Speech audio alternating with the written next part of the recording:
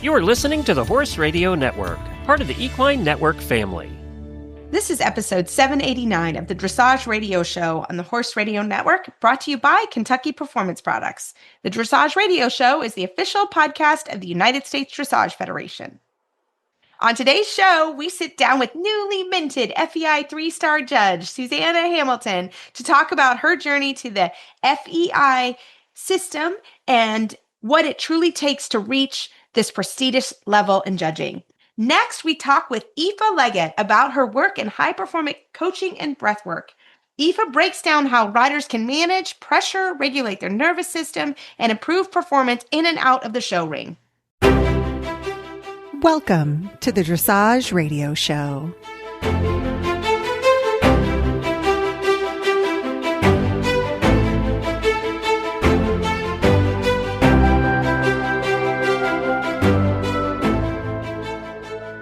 This is Reese Stanfield in Wellington, Florida. And I am Megan McIsaac from Murrieta, California, and you're listening to the Dressage Radio Show. Hey, Reese. Hey, Megan, how are you? I'm crazy. Yeah, I'm sure. I'm not there yet, but I'm getting there. And I do not have whatever plague I had last time. Remember last show? You had to read. Oh, I got so sick. Oh, my goodness. My husband, which was very sweet, came to visit. We had a great week, but he did leave me with some sort of plague. I was like, you need to take this plague and go home. Ooh, buddy, I was sick. Oof. Yeah, it was bad. Yeah, I'm better now. You can still hear it in my voice. I mean, I'm still not 100%, but I'm like 90. I was like 20 for a long time. It was bad. But it's better. Yeah. How's California? I'm crazy packing. I'm still trying to take my lessons, but I leave in a few days. So it's like, and I'm still running my business in Wisconsin. I'm here with you, which I'm so grateful for, but it's just a little bit of a crazy time. And then I'm thinking about April, and then I'm thinking about May and show season and World Cup. I mean, we have so many exciting things that I don't want to be ungrateful. Well, but I'm like, whoa. That is such a good thing because everybody, we are going to have a meetup at World Cup. This is a tradition. This is Megan's first World Cup, her first media adventure, and her first meetup. So super excited about that. So it will be on Thursday, sometime either before or after the Grand Prix. We will make sure it's on our pages and you will know where to meet us. If you want to come and chat with us at World Cup, that's going to be so fun. However, I'm only there Grand Prix day. I fly in Wednesday and I fly out Friday morning because I will then be able to have another meetup at Equine Affair on the weekend. So yeah, we're both, Megan and I are a bit crazy, but on some level, Megan, we have to like this because we did these schedules. So I'm flying back, and Ashley and the Horse Radio Network crew will already be at Equine Affair, and we can't wait to meet Ashley. She's our editor, and also I think technically our boss at the Horse Radio Network, and we've never met in person, so it should be really fun. So shout out to everybody that's going to be there, and it's going to be a real fun couple days. And I'm also coming back. You and I both kind of go back around the same time. So yeah, it's crazy. Are you packing? Are you ready? I'm probably like you. We've done this enough that I start packing. Yeah, I do start packing pretty early, and I'm moving farms too. I've been able to, which has been great. I've been at the same farm for 3 years, but I'm moving, which is a good thing for everybody. The girls here at the farm are growing up and they're ready to take their farm back, which is, we knew would happen. It's very exciting. And so I'm moving farms, which is actually, thank goodness, in the same neighborhood. But we all know, I mean, it's still like loading everything. And you're like, oh, that wheelbarrow isn't heavy until you are lifting it. And you're like, whoa. So I'm kind of the same way. And I'm going home a little bit early because my friend who can drive, that's when he can do it. But also I really wanted to be home for Easter. I was gone for Christmas, so I figured I would hit a holiday. So I'm looking forward to that. And I'm like you, like pretty much hit the ground running in Kentucky too. So really looking forward to the spring. I mean, I think everyone's starting to ride up north, which is so fun. So I think it's all very good. So I'm excited about it. I'm super excited to get home and get. And you're taking a horse home, so you're not going to have quite the same journey on the way home. No, it's not going to be as fun. And I just want to get home. I want to see all my people, all my horses, and get my house in order and then take off running. I've missed them. It's so nice to leave and go, wow, I really appreciate all my people in my life, all the horses. And I've missed you and I can't wait to see you. Yeah, I know. And that's the best. I mean, I think we both feel the same way. Like, it's so great. And in season is so wonderful. And there's so much that goes on. But yeah, I think you get to the point where you're like, yeah, okay, I'm ready to kind of sleep in my own bed. And yeah, same. We had the last global. So this was a really fun weekend. And we have to shout out to Jordan LaPlaca. Because hello. I mean, we are so proud of him. I mean, it's been amazing. Jordan LaPlaca won the Grand Prix Special and was a gold medalist. And the U.S. won the Nations Cup, which they hadn't done in like 5 years. And we have known him before all of this. Yes, we knew him before. Which was so exciting. And it was just a fun weekend. It is the last weekend at Global. So wow, that's turning a page, a new chapter. It is turning a new page for all of us. Global, that facility will no longer be next year. They're moving us to the other, not quite the other side of the street, but to the back of where the jumpers are. So it's a new location, which will be interesting. It's always interesting when you have a new location. So that'll be fun. So it should be a really interesting year next year when we get to the new, what will be not global, but the new dressage venue. So I know I've seen it. I've been over kind of to the jumper land to coach some jumpers over there. So I kind of like got a sneak peek of what they were doing. So pretty exciting. Awesome. Yeah. That's awesome. Yeah, but shout out to Jordan. We're so proud of him. He came on the show, everybody, if you can remember, a few months ago, actually the beginning of Florida season. And so I told him, I was like, we need to have you back on. So we will get him back on. I literally saw him yesterday at a restaurant where I went to go watch the basketball game. And not going to lie, I bought him a drink. I was like, oh, I'm buying it. And his wife, Caitlin, who's precious as well. She is his head groom and manager and everything. And it was just so fun to see them. And we were all kind of hiding from Wellington at this bar. Like you go to this bar not because you want to see a lot of Wellington people. And so I was watching the March Madness. As everybody knows, one of my hobbies is basketball. I love it. We're not going to talk about our game. But it was fun to get off the farm and to watch some basketball for sure. So yeah, no, but I think we have an amazing show. I think it's just going to be awe-inspiring. We're both jazzed and excited from the interviews. We've already done them. So we're going to have a commercial break from Kentucky Performance Products. We can't wait to talk to you guys from our actual homes next time in April and see you guys also at the meetups. Are runny poop and dirty butt challenges for your horse? Does diarrhea have you both down? Does he struggle with bouts of colic or other digestive tract issues? Or his digestive distress due to lifestyle changes or travel or illness, injury, or antibiotic use?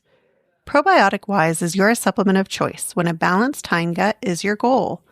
Available in powder or paste, Probiotic Wise is a concentrated source of both prebiotics and probiotics that capture and sweep out pathogenic bacteria, support healing and maintain healthy gut tissue, and sustain a robust microbiome. To see if Probiotic Wise, available through veterinarians, is right for your horse, speak with your vet, visit kppusa.com, or call 859-873-2974. Well, tonight it is such an honor to have FEI's newest 3-star judge, a friend of mine, international rider and trainer, para-trainer. She's amazing. Everyone, welcome Susanne Hamilton. Hi. Hi, everybody. How are you? I'm great. You've gotten some sleep? I have.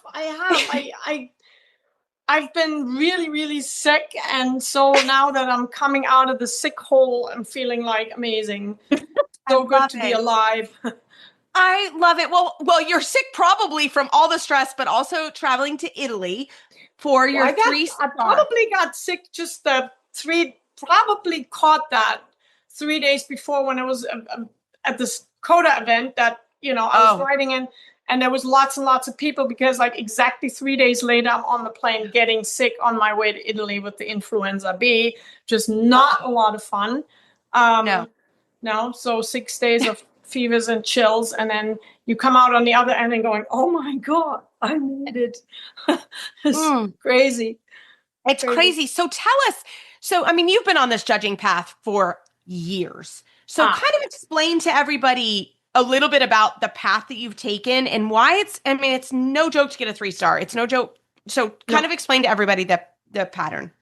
So the whole judging path starts, with your national judging license. First, you do the learners program, the L, and then you go through the national stages of small R, large R, S. When you're an S, you're actually a national Grand Prix judge. You can judge in all the Americas and through all the levels, which is in itself, like that was really always the goal.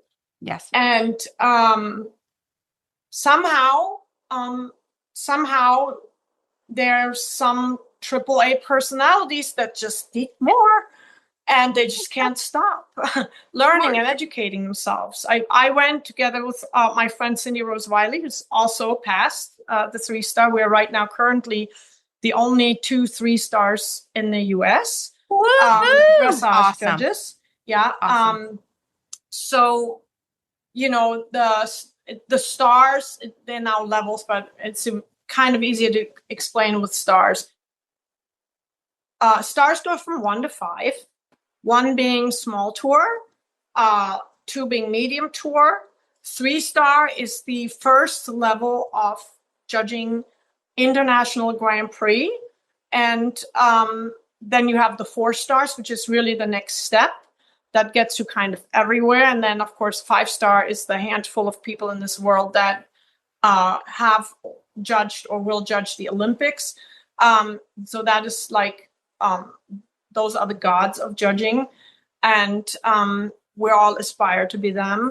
And it takes a sort of a crazy need to just never have enough and to, how to explain that, to just kind of feel the need to have 4 other judges that are your seniors, perhaps, or equal or seniors or whatever is in the judges' booths at that time, to at the end of the show say, what were you thinking there? What were you seeing? Because I was seeing this, and and throwing it together and picking it apart and making it where you sometimes say, well, I really saw blah, blah, blah. And they go, oh yeah, I can see, I couldn't see it from where I was sitting, or the rest of us saw it like that, but I think you were a little harsh, or you were a little friendly, or here's how we would do that. And it's just a personal journey, actually. Yeah. It goes international. I'm now allowed to judge Grand Prix at any show that has a 3-star competition in the world. And it may get, already like booked some Are you stuff, really? which it's really cool. Oh, that's so cool. I'm going to judge something in Florida in May, and then in Mexico. I'm going to Mexico City, and then possibly France. I just got called about that. So it's really like exciting, And really, this is the part where you really travel around the world. I mean, that's when it starts, right? And that's incredible. Yeah. You get to see riders all over the world. I mean, that's really got to be a cool feeling. It's a really cool feeling. It's a massive pay cut. Yeah, I was going to say, it's not like that is actually something that's interesting about judging, right? This is all self-funded. That's what's incredible. Yeah. And you've been, because I've seen you at Global, you've been sitting and you've, how much apprentice time did you have to do for this? So you have regulated time of something that's called shadow judging. That's a pass-fail where, and Global's been, Thomas Bauer's been incredibly helpful to us, where they set up a whole equestrian hub portal for us. And so each judge has their portal, and then there's a 6th portal, and we judge on our own. And later with our mentor judge, we'll go through all the scores and all the comments and everything that's been said, to see that they see where we're at. And this is kind of a pass fail. We had to do 2 of those. We had to do a specific amount of sitting, but I did way more. I traveled all over the world to go sit with people, because for me, it's important to experience what's here, but also experience, Europe, where sometimes just in terms of quality, it is another step that we don't always get to see here. We were lucky this year. We got Isabel Worth coming this year, which was pretty awesome. And, yes, it's great. But it's so nice to go and see the 9s and the 10s that you don't see so often. And for that you have to go places. And again, it's like just a personal journey, where you say, I'm just not yet, I haven't arrived. I'm not yet tired of learning more. Of course, the testing itself, these testers, they were amazing. It was Katrina Wüst, who's the queen of freestyles. It's like, and Hans Christian Martisen from Denmark. These are people I admire greatly, and they were the testers, and they made it so they were so welcoming, so friendly. They set us up in a system where we could really get in the swing of things, and is so appreciated. But it's still a testing, and then when you're running a fever, it's especially not so fun. But like, they set us up with these videos to judge all of us. There were 15 in a group. I want to say there was 5 people that went for 3-star and 10 people that went for 4-star. It might have been 6 and 9. I'm not sure. Yeah. And they were all. It was a really strong group, but we got to get in the swing of things. And then we had our written test, and that was the thing that scared me for months. I've been waking up, getting up. I tell you, I'm sleeping. My best time to sleep is between 4 and 7 in the morning. I had to get up every morning at 4:30 for the last 4 months, so that I could put an hour and a half of study time in before sitting on my first horse at 7:15. And it's been a long. Yeah, and you brought like 2,000 horses to Florida. I mean, you have been so busy. You brought 13, but yeah, you had 13. Yeah, it's like 2,000 basically. Like, that's it's amazing. Like it's an 18-hour job, a day. And then, but I really, really wanted to take that time and just inhale a little bit of rules and knowledge every day, so that it might sit deep enough. So lo and behold, I get the influenza B, and I could actually answer all the essay questions, 4-page essays, because I had actually I had them in my brain. So that was phew. And then the next day, that was the exciting part. We got to judge 24 Grand Prix. Wow. Yeah, it's really cool. And that's the part I was really most looking forward to. You fret a little bit. You say, God, who's there? I don't really know anybody. And then you go, okay, take a step back, take a deep breath, and just judge what you see. And go with that, and trust yourself, and know that you've worked hard. You've been there. You've been through a rigorous program all these years in the US, getting to my S. We know what we're seeing, know what we're looking at. If we clamp up and try to do something that we want or wish or think it should be, it's going to mess up. So you have to just follow your gut instinct and just go with that. And it turned out really well. My first horses were their first horses, and the last horses theirs. And then there was this space in the middle, and, things were a little tight there, but they just were, when you have 17 people between 60 and 70, and, it's just a little tight. But it was great. It went great. And then on the third day, which is maybe the part that we're all the most nervous about, we have a verbal testing where each one of us has some time with the testers where they may show us some videos, ask questions, maybe some rule questions, maybe something they thought during the weekend where you've had a little bit of a weakness that they want to reiterate on. And so, and it was amazing because my entire group passed. I don't know if that's ever happened before. It was really cool. That's awesome. And yeah, and then I went home, and then I was sick for another day. And then Tuesday morning, suddenly all the curtains lifted, and I woke up and said, oh my God, I'm a 3-star. This is crazy. So it's amazing. Oh, I got shivers for you. That's so cool. It's so cool. And what surprised you the most about this process of moving up to a 3-star FEI judge?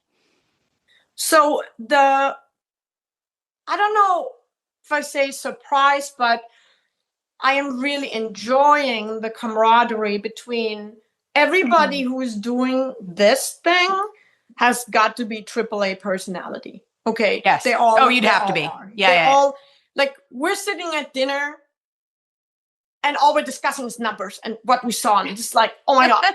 and and who saw this and did they see that? And then, how they scored it and how they came to that. And, I sometimes think, like they have this app, spectator judging, which it's surprisingly accurate often, Really? But it's like, but I think it gives people a false sense of how they arrive there. Numbers are numbers, but if you dissect everything, then you arrive at these numbers a little bit differently. And it's very, very important to put purpose, meaning, word, rules, and everything else into these numbers, and not just to look at that's sort of okay-ish. It's got to be a 7. No, that's not good enough. Okay. Yeah. There's so many reasons to arrive at that 7. You have to put it into words, and the camaraderie has just been, these are all like-minded people. I could see that. Yeah. And I love that. I love that part about it. Well, I think, I'm sorry, Megan, but I was just going to say, I think it's so, I don't think people really recognize how much training goes into the amount of judging and the time and energy. And you guys really do care so much about the scores. And so much, I know I've seen you guys just talk about over and over, just a Piaf score or, and it's, and I so am in awe because that's not, I have much more of a trainer mindset than a judge's. Like judging is so difficult. And, but I have to ask, so I'm just curious, not that you want to hear this question, but like, how do you go to 4-star? Do you stay at 3-star at a certain level? So let me haul out before I answer the question, because like you said, we care, but we don't just care about the numbers. We care really about the riders. We want to give benefit of the doubt. Sometimes we want to make a point. We care. Above all, there is so much discussion about the welfare of the horse and everything that leads up to a horse looking uncomfortable or stressed or unhappy. And these are so many things to take in consideration. And we take this very, very serious. Also, there's much discussion about judges' bias, no one wants to be biased on purpose, but we say, let's be aware that when it's our own countrymen, let's be aware about judging someone that we've seen go before that had maybe lots of mistakes. We don't want them to come in and have our attitude directly go, well, these are the people that make a lot of mistakes. That can't happen, or,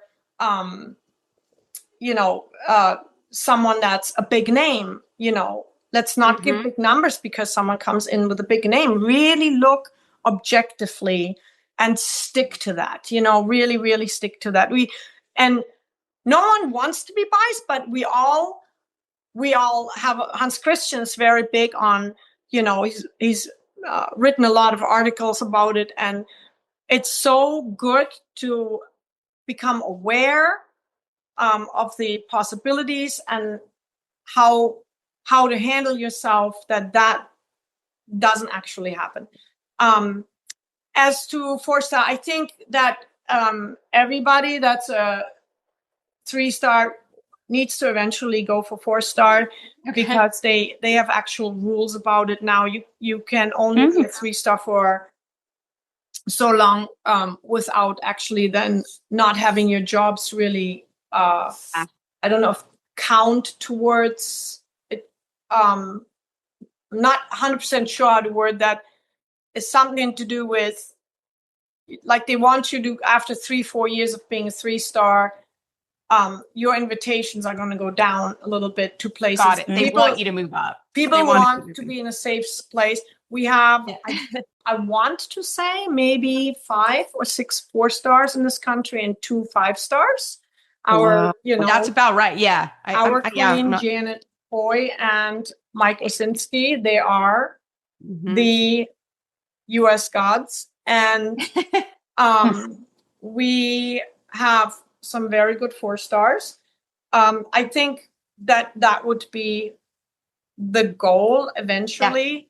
Awesome. You really need yay many CDIs to have judged, yay many people you've judged, and just making sure you get strong in your philosophy and confident within yourself. And then there's a whole other testing. You don't go for any 5-star. You eventually, whoever it is, I have absolutely no ambitions there. Whoever one day, if in one of our countries 5-star were to retire, someone would appoint someone else for a position, that's not something you go for. You essentially go for 4-star. Every CDI in a Western Europe has to have at least 1 3-star present at a 3-star event. And as you know, there's CDI 3-stars, 4-stars, 5-stars, and that dictates to what kind of jury you're going to need on the panel. So I love this so much, girl. We promised we would get you at a certain time. So we're going to have to let you go. We could keep you on all night. This is so fascinating. But how can our listeners follow you, find you online if they want to have any more questions about judging or just follow you? I've been very bad about my social media. I have a student that does my Instagram. I don't even know how to work it. And I'm on Facebook. I have Susanne Hamilton Dressage. I don't post a lot about the judging because I do more about my students, my competitions, my students' competitions, the training horses. This judging journey is my personal journey. It's my place where I go inward and then just float. And it's really been very fun. And that's what we're honored and so proud to have you. Thank you so much for your time tonight. This has been so fun, girl. We're having you back on. So we need to do more. We can keep you on another hour. So have a great night. Thanks so much for your time. Thanks for letting me off the hook. And it's so great to see you both. Are you serious about dressage? The all-new Dressage Today Plus membership gets you unlimited access to training videos, expert VIP seminars, and premium articles from top trainers and judges. Learn anytime, anywhere. Dressage Today Plus, where dressage riders train. Join today at dressagetoday.com and use code DT10 to get 10% off of your annual membership.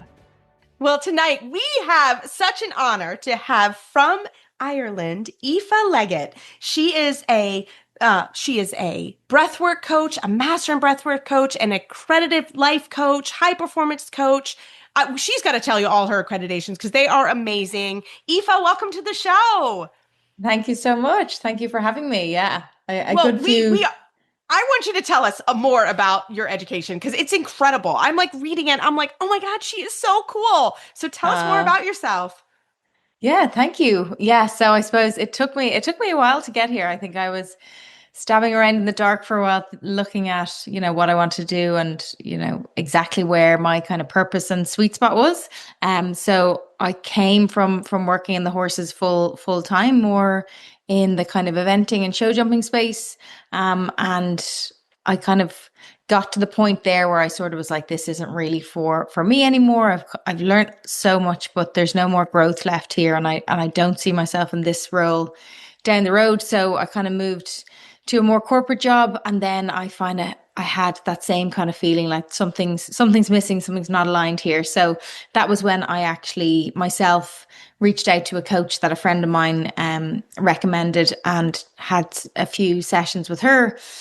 And from working with her, I kind of started to sort of plot my way into kind of a role that I didn't really know existed, or that I didn't know what it looked like yet. But that kind of started with training to be a PT, which I don't really use anymore, but I'm delighted that I did train as that. Mm-hmm. I did train in nutrition coaching.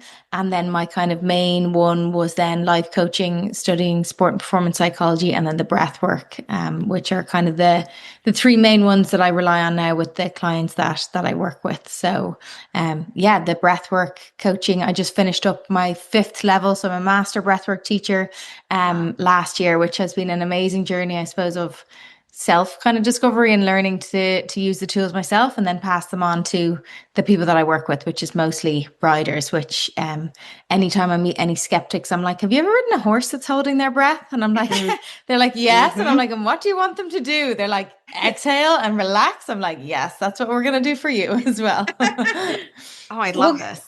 Can you share a little bit about, I mean, I don't want to divulge all your secrets, but can you share a little bit about it and why it's so important? And do we really affect the horse if we don't breathe?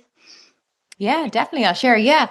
And I mean, I'm very open. I have lots of free things on my Instagram and on my website. So I like to give people loads of information. And then if they want to work with me from that, that's a bonus. But I try and give things that I wish I had when I was riding, and I was, in the collecting ring feeling like I wanted to get sick because I was just worried about who was watching the show jumping class. So yeah, I suppose the breath work is a really effective way for us to change our nervous system from feeling like, we're in that fight or flight stage, or just, that tension that you feel as a rider when you're worried about mistakes that might happen or might not, or the people that are watching, or things that the horse might do. You create that tension from your thoughts within your body, and then that channels through to the horses, so being able to regulate our nervous system and soften the body and control, our breathing, and then in a sense our thoughts as well, it really helps improve the riding that we do, whether that's,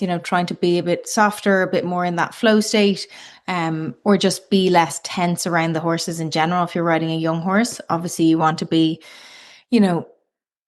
wary, but you don't want to have extra tension that's making them feel on edge as well. So the breathwork techniques that I teach are, they're simple yet profound, and like I had a new client literally today, and we did a very simple one, and the first thing I get them to do is just like notice their breathing and then try to soften through using the breath. And they always say, I didn't realize I was actually so tense in my jaw or my shoulders, or my chest was so tense. And it's that ability to then take stock a few times a day and be like, okay, I've had a really busy morning, maybe I've driven to the show, can I just take a little pause for a minute and just leave the morning behind and arrive and get up on the horse without taking that kind of chaotic energy or nerves with me?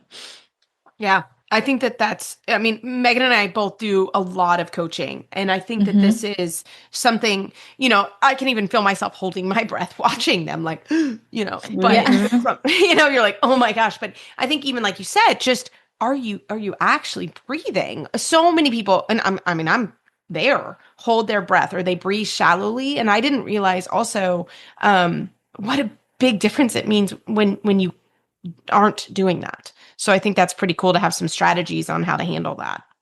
Yeah. Like I remember when I was riding, my mum used to be like, take a deep breath. And I used to be like, I don't know what you mean. I do not know how to do that. Or like, helping a friend of mine, she was riding a young horse, and she was like doing the studs, and she had like her back protector on, and she was like whizzing around. And I was like, do you want to just like inhale and exhale slowly there for a sec? She's like, oh my God, yes, I was about to pass out. So yeah, even that simple awareness, or just, learning to take those deep breaths when you do get a little stressed or tense can make a difference. And that's just scratching the surface, really, Sure. Mm-hmm. I love that. What separates high performance riders mentally from everyone else? Like, why do they know how to breathe? Or are they just normal like the rest of us? Yeah, they're just normal like the rest of you. I mean, the riders that come to me, they vary, you know, some of them are really at the top of their sport, some of them are more in the amateur space, and they have, you know, similar struggles just at different levels, you know, lack of confidence because of a scenario that's gone wrong or a fall or just a knock in themselves, you know, self-belief, feeling overwhelmed. They're all problems that they all face. The high performance riders just, you know, do it professionally and maybe have extra talent, extra hard work, better horses behind them, better backing, or have chosen to take that route versus, you know, the amateurs are kind of doing it more for fun. But often both types of clients have like too much pressure on themselves in terms of feeling like they can't make a mistake and they have to perform and everything has to be now. And like a lot of the time that excess pressure isn't helpful. You know, people want to do well. It's not like they're gonna, you know, switch that off and then suddenly not care about anything, but it's learning how to keep the dial at a place where, you know, it's helping, not hindering, you know, and they don't feel smothered by their own pressure. Yeah, that makes sense. And talk to us a little bit. I mean, I really haven't talked to a lot of life coaching. So what does that mean? Tell us more about that. That's pretty cool. Yeah. Yeah. So, I mean, when I started doing it, I was like, I don't really know what this is. Like, it sounds a bit weird. I was like, I don't really want to tell anyone that I was going to like a life coach. And she was helping me with my career. But I suppose for me, I find it really empowering. And I think clients that I work with do as well. It's all about, you know, creating that life that you want, taking actions, overcoming challenges. And I suppose the way I describe it to people often are like, you know, is it therapy? Are you going to tell me what to do? Is it counseling? And the difference is like, we're not stuck in the past, looking in the rearview mirror, talking through emotions and feelings and scenarios. While sometimes we'll touch on them because they relate to the things that we're working on, the aim with coaching and, you know, life coaching in that sense is always to be forward focused, action based. What can I do to create that life? How can I overcome this challenge, you know? And it's always client led and non-directive. So what I will say to my clients is like, you know your life better than anybody else. You know the relationships you're in, you know the horses that you ride, you know your business. I'm here to help you by asking you powerful questions, giving you space and time to figure out what are the options are for you. Well, usually, first of all, actually, what do you want? You know, and then where is your reality now? And then what are the different options that you have? And oftentimes it's just allowing people that space and time to go through that and then say, okay, what do you think is the best option, is the best first small step? Because sometimes, you know, either challenges or goals feel so big that people are just like, I just can't do anything. I'm almost paralyzed or stuck that I just feel like I can't. And sometimes it's just helping them take one small step in the right direction in terms of either rebuilding their confidence or setting off on a road to, you know, make it onto an Olympic team. So, it varies person to person, but yeah, forward focused, client led, action based, and it's really empowering in that sense because they're doing all of the work in some way. I'm just helping them figure out what's the best for them. So yeah, and it applies to anything in terms of horses, business, career. Yeah, that's truly amazing. What is a myth about mindset or breath work that you would love to change to our listeners? A myth. I think like a lot of people would be like, you know, you're either born positive or you either have that outlook and that's just it, you know? So like I know from personal experience, I remember when I was in a role where I felt probably like, you know, at the end of the road there, I got a little bit sour in terms of, you know, I remember being like, am I somebody that I would want to work with? Probably not. You know, I was a little bit tetchy, probably a little bit defensive. And I was like, I don't want to be this person anymore. I want to be somebody that people are like, yeah, I love working with her. She's really passionate. She has, you know, lots of energy. And through kind of coaching and also my own journey of like self-discovery, I suppose I was able to get to a place now where people would describe me as a positive person that they like to chat to. And I've seen the same with clients. You know, you get stuck in sort of a fixed mindset where it feels like any feedback is criticism. Like, you know, there's mistakes aren't allowed because they mean that you fail, when actually the reality is, you know, you can change your outlook. And I suppose mindset, I always describe it to people as like a pair of glasses that you put on. You can change the lens on your glasses. It might take a little bit of work. You know, sometimes those negative patterns in terms of thoughts or self-talk take years to kind of be ingrained. We have to try and reverse that and go the other way. It's a bit like changing something in your riding. Maybe you've got a bad habit that you need to change. At the beginning, it feels kind of a little bit awkward, but in the end, it's usually worth the kind of dedication and the hard work. I love that. And you also said you are a nutritionist and work with nutrition, right?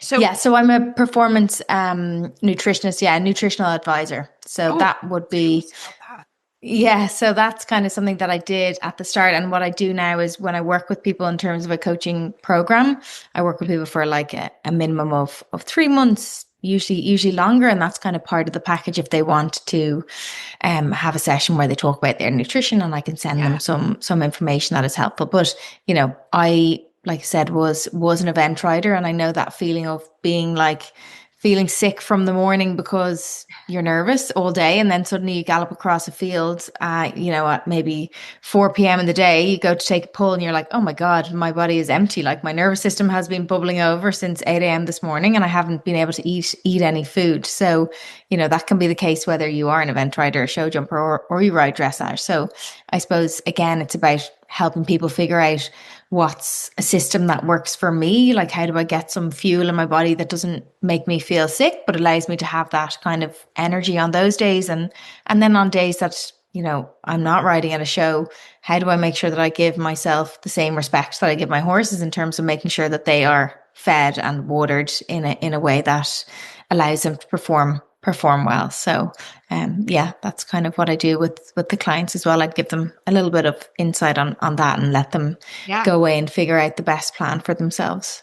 Well, I think it's awesome because you're kind of like a 360 approach because, you know, I've also worked and had the, you know, privilege of working with some high performance coaches. And that's literally what they ask, like, what did you eat for breakfast? And you're like, I tried to get something down, but that was very much part of like, what can we get you to eat and be ready in that way too. And I think that, that literally you don't recognize it until somebody says that. And you're like, oh, you mean the horse show donut wasn't like, or the Starbucks triple latte? Like, no, it's terrible for you. Yeah, I know. And so, but having started, because people are like, well, I can't eat. And it's like, well, you do need to find some strategies with that. So I think that that's so cool that that's part of your program.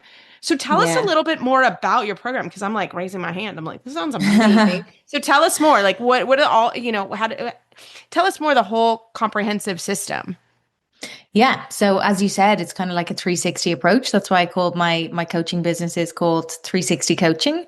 And I suppose with all of the qualifications that I got and the experience that I have, you know, working in the industry hands-on, like meeting loads of different riders. And then also with the kind of clients that I had worked with, I was like, right, how do I deliver the best possible service? So I help these people go from feeling overwhelmed, unconfident, like they're kind of drowning, trying to spin all those plates, to a place where they're like, okay, I'm happy, healthy, and I feel like I'm firing on all cylinders here. Or even if I drop the ball, I know that I'm not going to be stuck in a rut for ages. So that's kind of where I went from to deliver my program. So like I said, I always say this to people as well. I'm like, you know, if somebody sends you their horse to ride once or twice, or somebody comes for a lesson once or twice, you can make them feel good temporarily, but for long-term growth and transformation, there needs to be some kind of commitment to that kind of process. Like I said, we have to undo old habits or loops and kind of train the mind in a different way. So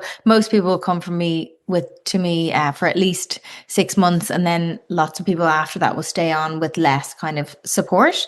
But in that kind of 3 or 6 month period, we will do bi-weekly coaching sessions. So every 2 weeks we'll have like a Zoom call, and that's kind of driven by the client in terms of, you know, their goals, their challenges, what they've had going on. We'll work through some coaching exercises if that's helpful, and then I'll give them, if we do use an exercise, some additional resources, which are nice because they're things that you can keep, and 3 years down the line, if you're feeling like you want to do that again, you can pull that out and work on that. Each month then we'll do some form of breath work, whether that is 5 minutes or half an hour, depends on kind of where they're at. And that can include like visualization, some kind of performance preparation as well. So that's each month. I'm on hand as much as possible as well. So if they feel like they're kind of struggling, or if they want to update me if things are going really well, it's nice for them to feel like they have that added layer of support, because, you know, we all know it can be quite an isolating sport, and sometimes talking to people in your bubble actually isn't the right thing to do. They give you advice when you just want to be listened to. They don't listen at times, you know, so that's nice as well. And then we'll do as well, like I said, that kind of performance nutrition. And then sometimes we'll work through like strategic planning in terms of their season as well. So kind of a nice comprehensive approach to that, and a good rhythm in terms of, I feel like every 2 weeks is enough time for them to go away and take action and feel like they're doing stuff off their own back, but it's not so long that they're like, who are you again? When did we last talk? You know, so it's so true. So yeah. I love so that. It works well. Well, how can we find you online? Like, and you also have free guides, because I'm been on your website and I'm signing up for those. So how do we get those as well? Yeah, so my website is 360 coaching, all written out, .ie. That, and then I've got like a free resources page, and they're always handy. My Instagram is at Aoife Leggett Coach. I share loads of videos and tips and stuff, and then there's a link to my website and my guides on there as well. And then my email is aoife@360coaching.ie as well. So I always say to people, don't be afraid to reach out, and, you know, I'm open to have a chat, or for them to ask me questions. I always like to meet different people, and, you know, then if we get to work together, that's a bonus. But I'm lucky in terms of, you know, I take on a small enough number of clients because I work so closely with them all. Before I do take on a client, we'd have like a discovery call where we have a chat for about an hour. So we definitely know, okay, I feel like you're the right fit for my program. You feel like I'm the right fit for somebody to help you. And that means that, you know, I have really great clients that I love working with, and they all seem to love working with me as well. So it's a great job to have. I love that. Well, thank you so much for your time. This has been so fun. We've really enjoyed it. Like I said, I signed up for the free coaching guides, so I can't wait to hear more about that. But thank you so much for your time. And once again, what was your website? 360coaching.ie. Perfect. Well, have a great night. Get your jammies on, because it's late for you. You need. I have them on the bottom half of his pajamas. No judgment. All right, I love it. Well, thanks so much for your time tonight. Thanks, guys. Well, Megan, we are starting a new book club book, right, for this quarter.